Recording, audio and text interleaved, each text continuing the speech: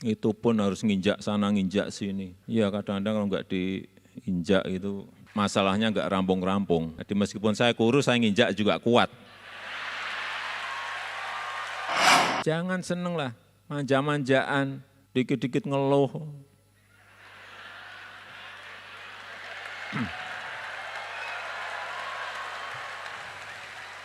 Saya awal 2015, saya datang ke Wamena, saya datang ke yang kabupaten yang di atas-atas, di Nduga. Penduduk menyampaikan ke saya, Pak, bensin di sini harganya 60.000. Pada saat-saat tertentu, harganya bisa sampai 100.000 di Lanijaya, di Puncak. Coba, keadilannya ada di mana? BBM di Jawa itu berapa? 6.450, ya kan? Di Jawa nanti naik 500 perak, 1.000 perak aja demonya 3 bulan. Iya betul loh, saya pernah di demo 3 bulan. Saya biarin aja, tahu-tahu ya hilang sendiri. Selama 71 tahun kita merdeka, kita hanya memiliki 53.000 megawatt. Bayangkan, 53.000 dalam 71 tahun. Lah ini 5 tahun 35, enggak mungkin banyak yang menyampaikan seperti itu. Sejak kita merdeka sampai sekarang, jalan tol yang ada itu hanya 830 kilometer. Hanya. Nah gimana nyatanya seperti itu, saya ukur ya hanya segitu. Kita membangun dari pinggiran, kita membangun dari desa itu ya betul-betul kita laksanakan. Sekarang misalnya kayak Trans Papua, kita kerjakan pagi, siang, malam. Untuk apa? Ya agar ada keadilan bagi seluruh Indonesia di seluruh wilayah tanah air kita.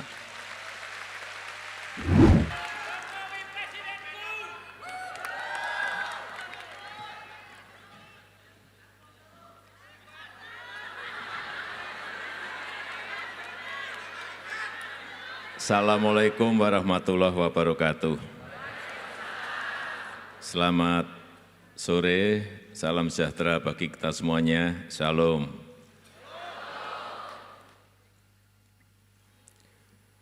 Yang hadir di sini berapa tadi? 2.500. Mau nonton konser?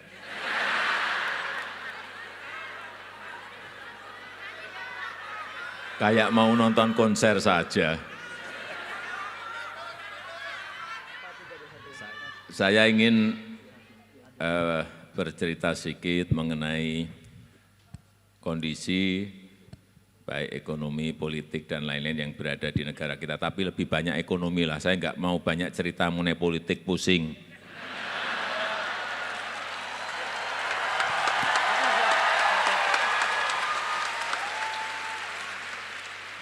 Cerita ekonomi saja.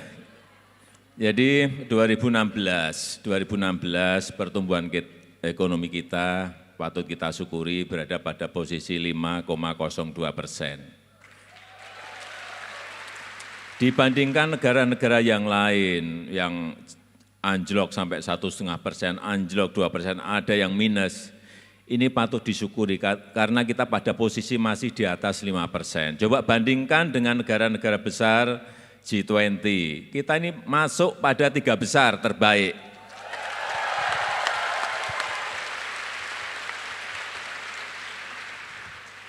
Kalahnya hanya oleh India sama Tiongkok. Ini yang sering banyak kita tidak tahu, sehingga tidak mau mensyukuri. Coba lihat negara-negara yang lain, ada yang minus, ada yang sudah minus. Karena memang perlambatan ekonomi dunia, ketidakpastian itu selalu ini yang membayangi kita semuanya. Kemudian yang kedua kita lihat posisi inflasi kita. Ini artinya apa? Di sisi pengendalian harga.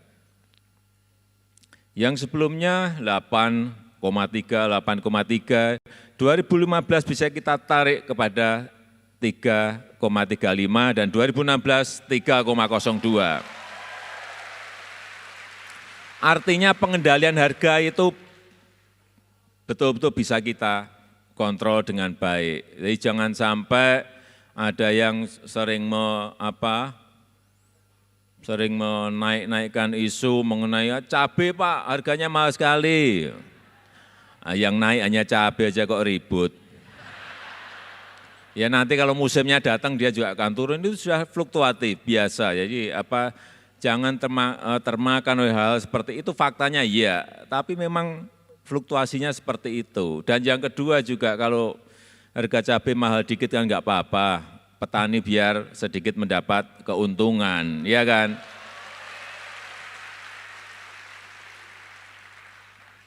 Paling sehari buat sambal kan sekali, atau seminggu 2 kali kan. Kemudian yang berkaitan dengan tadi pertumbuhan ekonomi, inflasi, kemudian apalagi yang berkaitan dengan kesenjangan. Nah, ini persoalan besar kita ada di sini. Gini rasio kita, ini memang pada posisi kita harus belak-belakan apa adanya. Pada kondisi 2015, 2013 ini 0,41, tapi patut kita syukuri pada 2015 sudah masuk ke 0,408 dan 2016 kemarin sudah pada posisi 0,37. Artinya kita injak, kita tekan agar kesenjangan itu semakin menyempit. Coba kita bandingkan dengan negara yang lain, kita juga masih lebih baik di sisi ini. Meskipun ini juga harus diperbaiki. Dengan China itu 0,45, Laos, India 0,39 sama dengan kita. Coba Thailand 0,41, Malaysia 0,47, artinya kita lebih, Filipina 0,44, kita lebih baik. Tapi ini yang harus diperbaiki, yang harus dibenahi. Nah, ini sekarang masalah yang berkaitan dengan infrastruktur. Anggarannya memang meloncat sekali. Dan kita ingin dalam 5 tahun ini fokus kepada infrastruktur karena kita sadar ini adalah basic, menjadi dasar bagi pergerakan ekonomi ke depan. Anggarannya tadi dari 177 ke 2017 sudah 2 kali, 346. Memang melonjak karena kita ingin fokus, tidak ingin anggaran itu dibagi-bagi kecil-kecil di semua kementerian, enggak. Fokus ke sana saja, agar gampang ngeceknya, gampang ngawasinya, gampang ngontrolnya. Jadi kalau banyak yang menyampaikan, Presiden Jokowi ini terlalu ambisius, ya ambisius, kerja harus ambisius. Misalnya pembangkit listrik 35.000 megawatt dalam 5 tahun. Banyak yang menyaksikan nggak bisa Pak, sulit Pak. Ya jangan ngomong di depan pesimis seperti itu, dikerjakan dulu. Ya kan? Kerja kok pesimis. Kerja itu harus optimis. Perkara nanti selesai atau tidak selesai itu nanti di akhir. Dilihat, kalau enggak selesai problemnya apa, sebabnya apa, masalahnya apa. Tapi kalau orang kita itu diberi target sedikit, nanti dapatnya juga sangat sedikit gitu loh. Kita selama 71 tahun kita merdeka, kita hanya memiliki 53.000 megawatt. Bayangkan, 53.000 dalam 71 tahun. Lah ini 5 tahun 35, enggak mungkin banyak yang menyampaikan seperti itu. Tapi nanti misalnya tidak selesai 35.000, selesai 25.000 pun itu sebuah pekerjaan yang luar biasa loncatannya. Dan saya meyakini ya di atas itu masih bisa. Ini kita masih punya waktu 2,5 tahun lebih.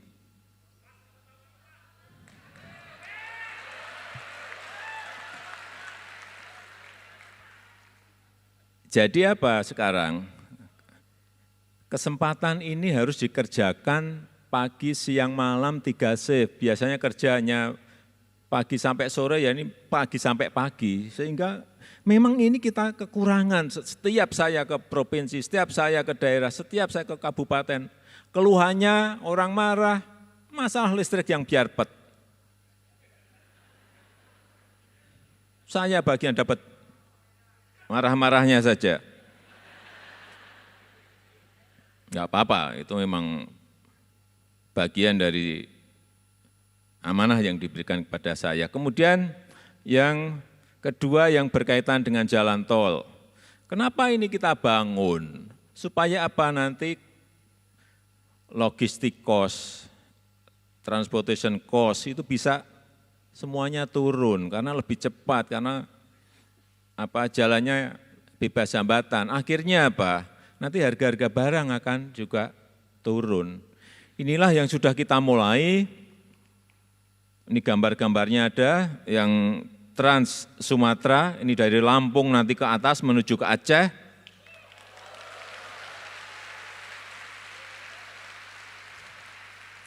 Jadi sering orang menyaksikan, Pak paling-paling groundbreaking, setelah itu enggak dimulai, ya silahkan, saya ada gambarnya, enggak percaya datang saja ke Lampung, ke Palembang. Apakah sudah jadi seperti di gambar ini atau tidak? Karena ini setelah groundbreaking, hampir berapa? 5 kali saya datang, saya datangi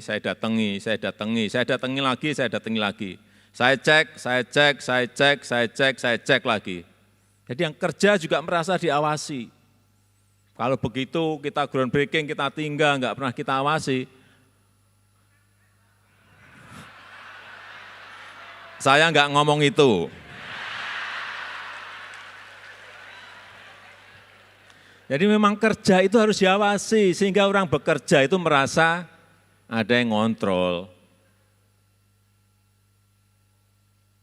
Ini yang sering tidak dilakukan. Sehingga tol Trans Sumatera, tol Manado Bitung, tol Balikpapan Samarinda yang berhenti ini 8 tahun sudah mulai semuanya, dan kita harapkan nanti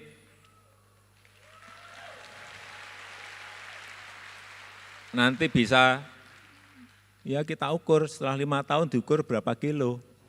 Nanti akan kelihatan, karena sejak kita merdeka sampai sekarang, jalan tol yang ada itu hanya 830 kilometer. Hanya.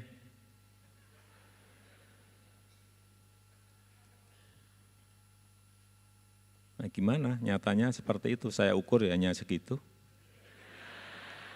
Kemudian pembangunan jalur kereta api, sama. Saya selalu memutuskan, karena ini keputusan politik, misalnya jalur kereta api di Sulawesi, itu rencananya sudah ada dan bertahun-tahun, enggak pernah diputuskan, ya enggak mulai-mulai. Tapi begitu diputuskan, gerak, kemudian dilihat, ya mesti progresnya ada.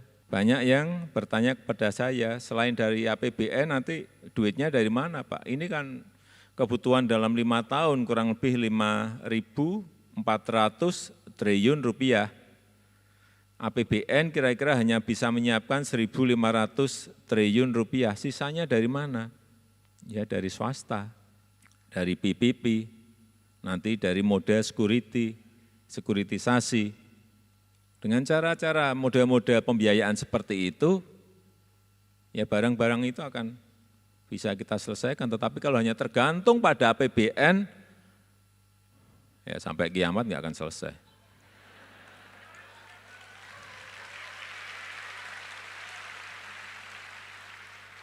Ya pada rakyat butuh, provinsi butuh pelabuhan, provinsi butuh airport, provinsi butuh jalan tol. Kalau kita hanya mengandalkan dari APBN, ya enggak akan kita miliki sampai.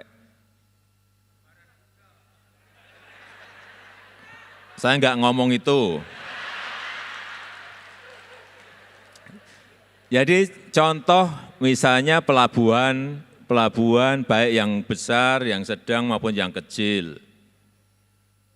Ya semua pulau membutuhkan, semua provinsi membutuhkan, tapi kita ini konsentrasi dulu ke pelabuhan-pelabuhan besar dulu. Ini agar tol laut, kapal-kapal besar itu bisa bersandar ke pelabuhan-pelabuhan itu. Terus nanti bisa kapal besar dari barat ke timur bisa muter terus, ini baru. Kalau enggak, ya enggak mungkin kapal-kapal besar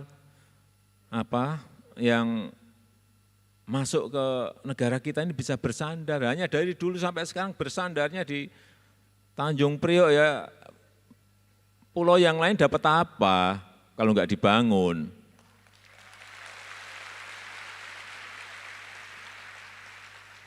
Sehingga kita bangun Kuala Tanjung di Sumatera Utara, kemudian Tanjung Priok, Newport, Makassar, Newport, yang Sorong masih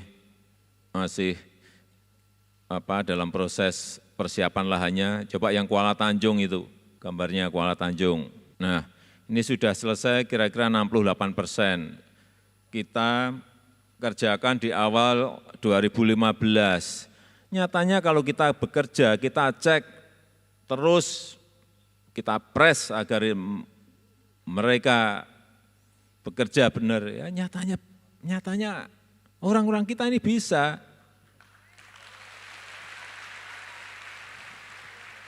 Ini nanti mungkin akhir tahun mungkin belum akhir tahun lah sudah bisa kita resmikan. Saya ingin juga agar ini juga dari BUMN kita bekerja sama dengan pelabuhan-pelabuhan besar di dunia agar jaringan itu masuk ke Indonesia. Kuala Tanjung, Pelindo nanti bekerja sama dengan Port of Rotterdam, bekerja sama dengan Dubai Port, sehingga kita cepat menjadi besar karena jaringan itu mereka kuasai. Kalau kita sendiri juga sulit untuk menguasai pelabuhan-pelabuhan besar seperti itu karena perlu keahlian dalam manajemen, perlu keahlian dalam menggarap, mengelola logistik yang akan masuk ke Indonesia, bukan hal yang mudah. Saya kira kalau kita ingin cepat ya partneran seperti tadi yang saya sampaikan. Kemudian yang sering saya sampaikan bahwa kita membangun dari pinggiran, kita membangun dari desa itu ya betul-betul kita laksanakan. Sekarang misalnya kayak Trans Papua, kita kerjakan pagi, siang, malam. Untuk apa? Ya agar ada keadilan bagi seluruh Indonesia di seluruh wilayah tanah air kita.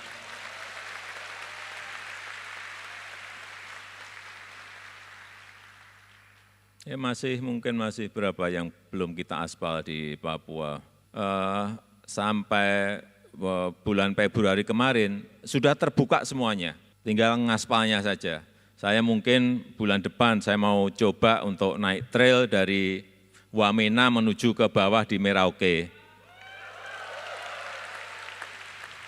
Karena belum diaspal. Enggak apa-apa, tapi buka dulu. Kalau enggak seperti itu kita saling tunggu, harus diaspal, enggak akan buka-buka. Saya selalu segera dimulai, setelah saya putuskan segera dimulai. Nanti kalau sudah berjalan pasti akan saya cek, karena tanpa bekerja seperti itu enggak akan mulai-mulai. Mundur. Ya model kita seperti itu. Yang kedua, saya mempelajari psikologis di birokrasi kita, di pemerintahan kita. Kalau enggak segera diputuskan, ya itu, undur-undur. Kemudian perbatasan sebagai contoh di Entikong. Di Entikong sudah puluhan tahun. Gubernurnya mengatakan ke saya, Pak, sejak merdeka Pak enggak pernah diapa-apain. Kemudian waktu 2014, saya ingat bulan Desember saya datang ke sana. Ini kantor apa kandang? Iya memang harus saya sampaikan apa adanya. Dan saat itu saya perintah, saya beri waktu 2 minggu kantor ini harus dirobohkan, diruntuhkan. Saya beri waktu 2 tahun untuk selesaikan kantor ini, agar tidak kalah dengan kantor tetangga kita.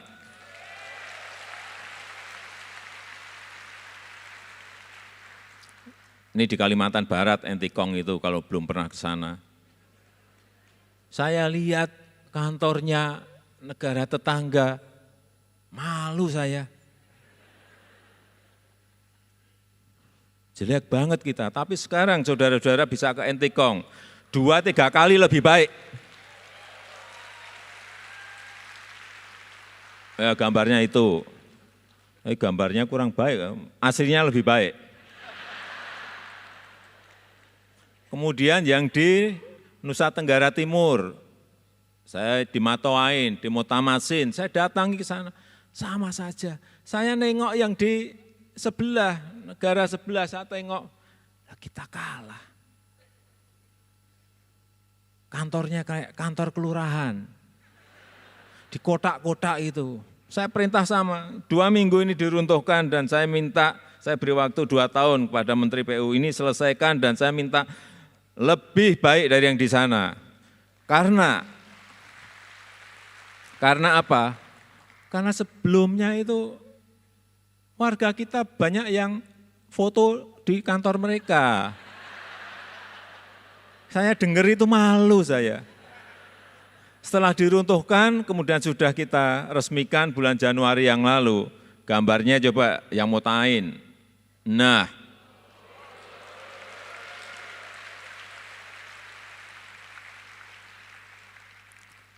sekarang gantian mereka yang foto-foto di tempat kita.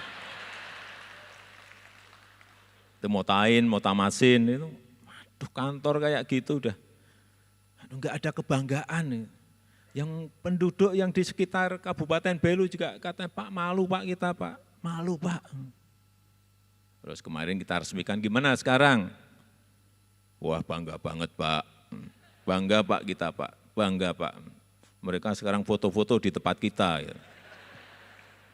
Ya memang harus seperti itu, kita ini negara besar, Indonesia itu besar.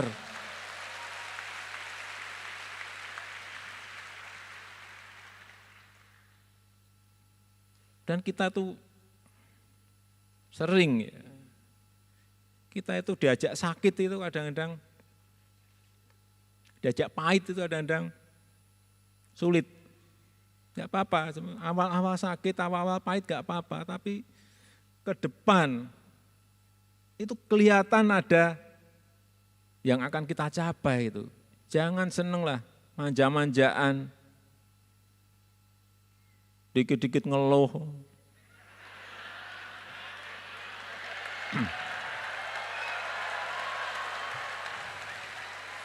Enggak, rakyat memang harus berani pahit, berani sakit tapi bareng-bareng gitu.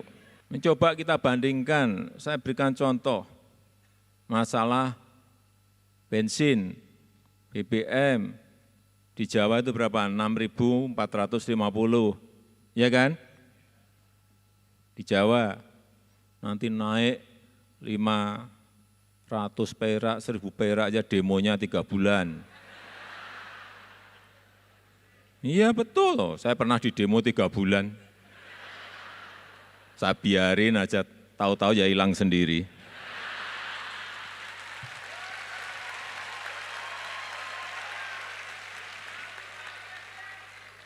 Coba saudara-saudara kita, saya awal 2015, saya datang ke Wamena, saya datang ke yang kabupaten yang di atas-atas, di Nduga.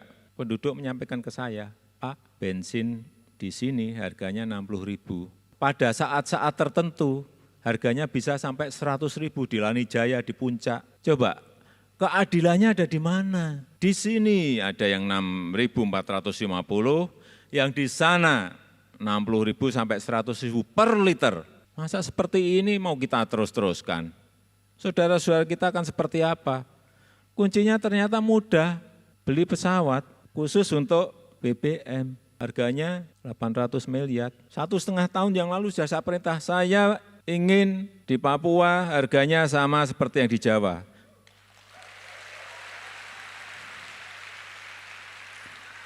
Tapi baru 1,5 tahun itu bisa terrealisasi. Baru bulan Oktober tahun kemarin, harganya sudah sama.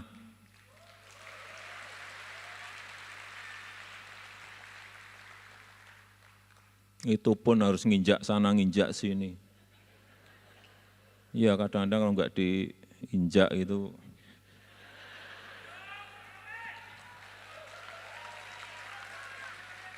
Masalahnya enggak rampung-rampung.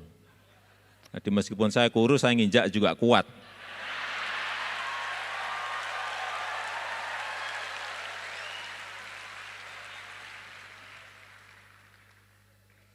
Saya di Papua yang belum berhasil semen.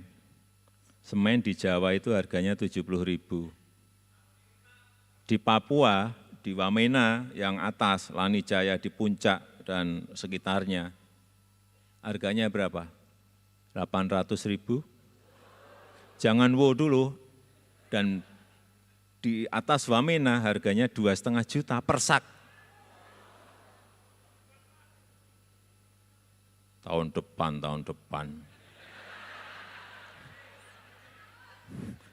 Ternyata tidak semudah itu. Tapi kalau kita niatnya aja nggak punya, gimana menyelesaikan masalah? Beri saya waktu, pasti akan ketemu solusinya.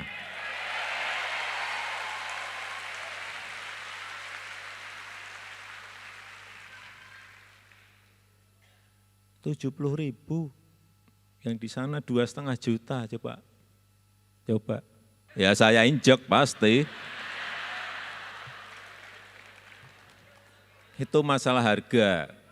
Ya saya kalau bisa menyelesaikan ya saya ngomong bisa, kalau belum bisa kayak semen saya ngomong nggak bisa, belum bisa ya saya ngomong apa adanya.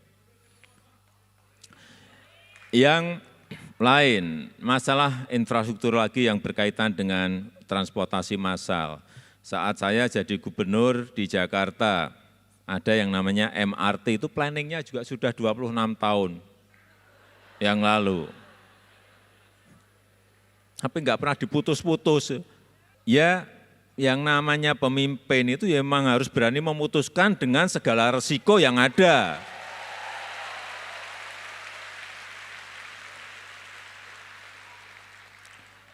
Begitu sudah kita putuskan, grek putus, ya nyatanya jalan kan juga terus berjalan kan.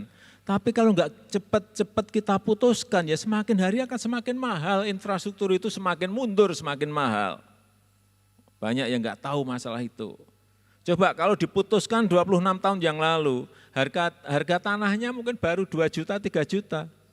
Ini waktu saya memutuskan itu, harga tanah sampai saat ini sudah 180 juta per meter. Ya Pak, betapa sangat mahalnya karena kita tidak memutuskan dulu-dulu. Masuk kantong gimana.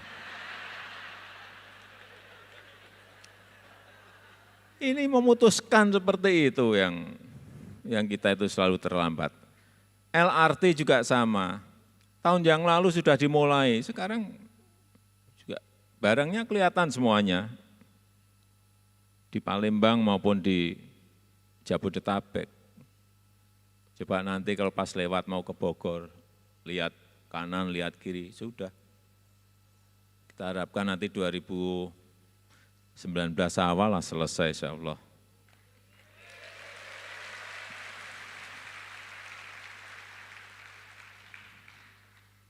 Kemudian kereta api cepat, Jakarta-Bandung. Ini kan juga memutuskan lagi untuk masuk ke sebuah peradaban baru dari transportasi pribadi, masuk ke transportasi massal. Memang itu butuh keberanian memutuskan. MRT, LRT itu masuk ke peradaban transportasi massal, tidak mudah memutuskan seperti itu. Nanti dihitung-hitung, misalnya kayak MRT, dihitung-hitung rugi membuat itu. Kalau hanya dihitung masalah pembangunan MRT, dan nanti tiket yang harus dibayar penumpang. Tetapi kalau kita lihat Jakarta sendiri, macetnya kayak sekarang ini, kemudian tidak disiapkan transportasi massal yang namanya busway, yang namanya MRT, yang namanya LRT, itu kerugian kita per tahun 28 triliun per tahun. Pada bangun MRT yang sekarang yang line yang pertama ini 15 triliun. Artinya kerugian itu setiap tahun akan datang 28.000 karena macet. pembuangan bahan bakar yang percuma itu akan terus-menerus diulang-ulang. Coba dulu kita sudah punya MRT, sudah punya LRT, ya duitnya nggak akan hilang. Ini yang sering nggak kita sadari. Itulah yang terus akan kita kerjakan, tetapi apapun yang namanya mengelola negara, memanage negara besar, sebesar Indonesia, itu bukan sesuatu yang mudah.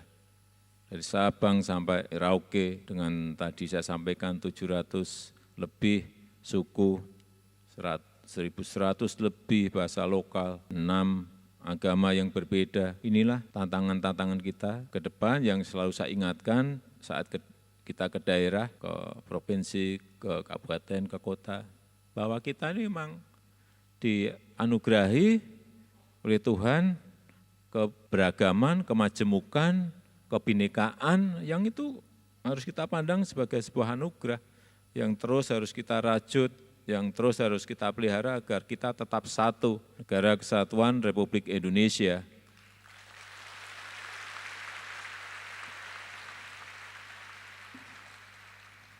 Kalau itu terus bisa kita lakukan, saya yakin insya Allah akan menjadi sebuah kekuatan besar kita dalam rangka memperbaiki bangsa dan negara kita.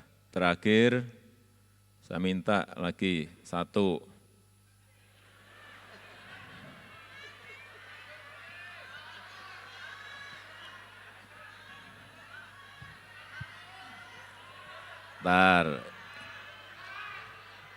Tadi kan laki-laki, sekarang perempuan.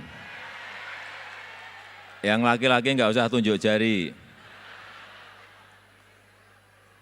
Mana tuh? Ya boleh, ini.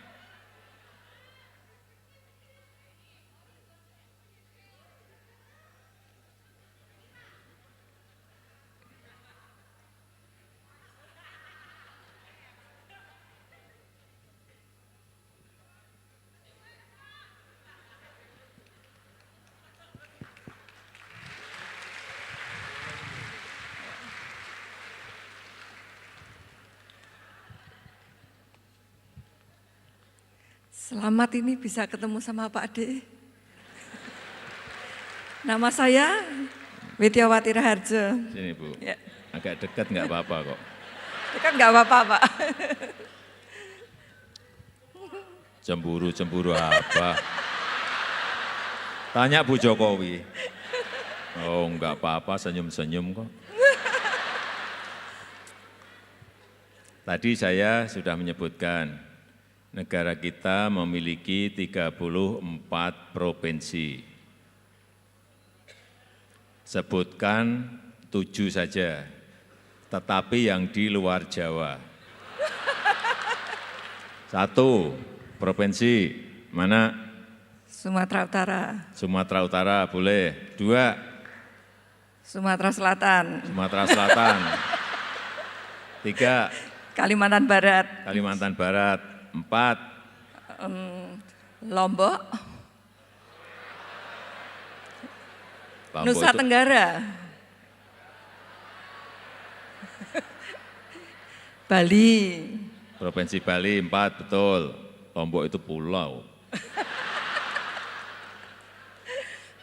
Madura.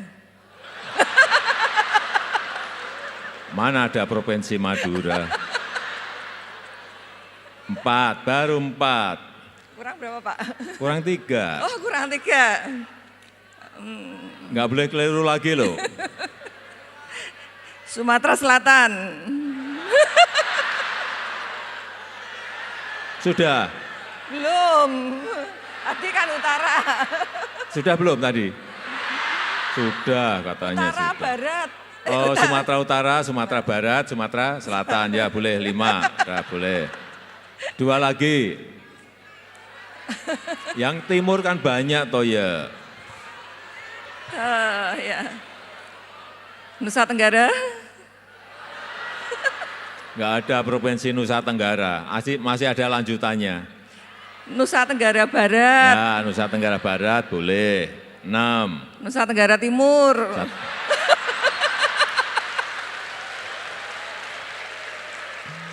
Ya, terima kasih. Ya, bener kan Pak?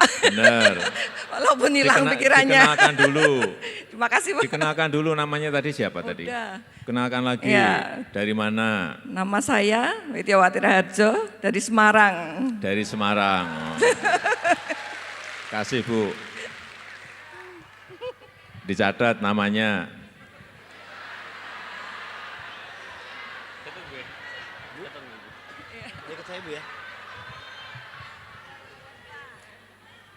Saya kira itu yang bisa saya sampaikan pada kesempatan yang baik ini.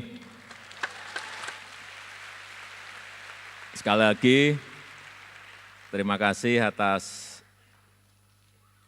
kehadiran pada sore hari ini dan saya ingin agar SDM, sumber daya manusia, kita ke depan meloncat lebih baik, melompat lebih baik. Yang belajar di sini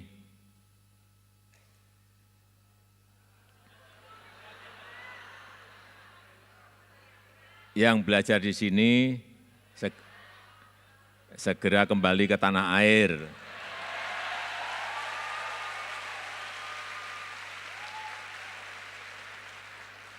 Yang sudah bekerja di sini juga silakan buka bisnis di tanah air.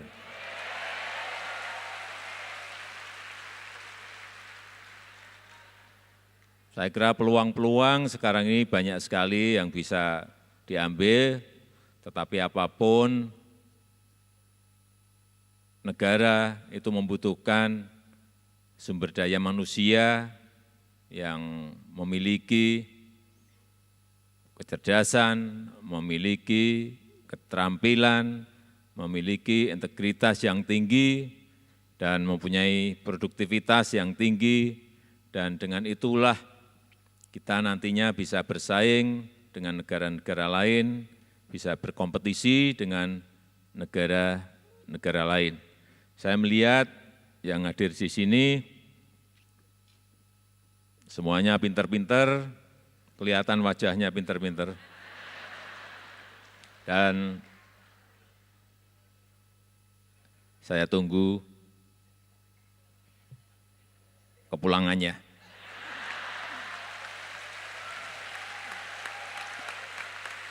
Saya tutup, terima kasih. Assalamualaikum warahmatullahi wabarakatuh.